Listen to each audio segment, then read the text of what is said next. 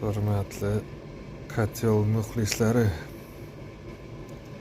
bu 2-yil Katyol ayını Xudo xolasa maktab satverdilar buni. To'lamish qilib $1000 baradi Katyola.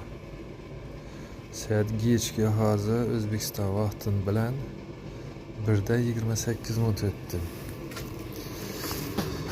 2 soat minchizat bo'ldi shu kuni bilan bir g'altak ko'mir ketadi. Yetmay ham qoladi darja. Bir 100 kvadrat, 150 kvadrat ketadi. Ne Katyol ishlab turishi kerak. Lekin rasxoti o'ta ko'p deb o'ylayman.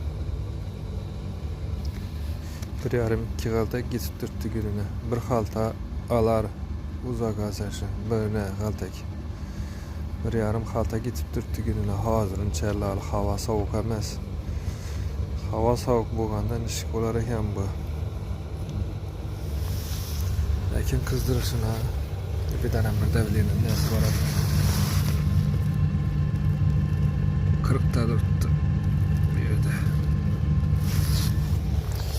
Hozirda 44 ta turibdi. Shu 50 bo'lsa normal bo'ladi ekan mana.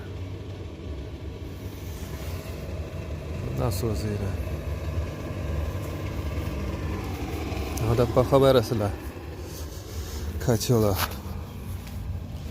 Lekin rettik bir odam kerak ekan bu. Izinda yuradigan shuni. 24 soat izinda yurish kerak buni.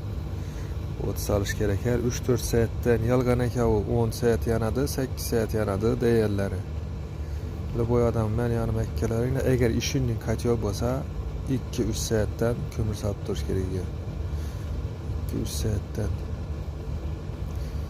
Yolg'on ekan internetda va 4 soat yanadi, 8 soat yanadi deb.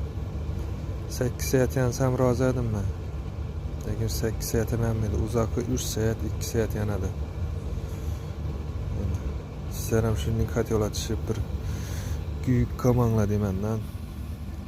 Kuyganda kuyib emas, prosto lishni mehnatdan kechasi bilan chiqib 2 soatda, 3 soatda qo'yish kerak ekan.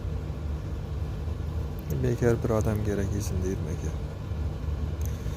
Kommentariyada o'z izohlaringizni qoldirasizlar degan umiddaman. Shuni yetib bergan ustani topib, Xudo xolasa bundan ham intervyu olamiz endi. Bular 8 soatda va'da berganman. 8 soat ham men turibdi.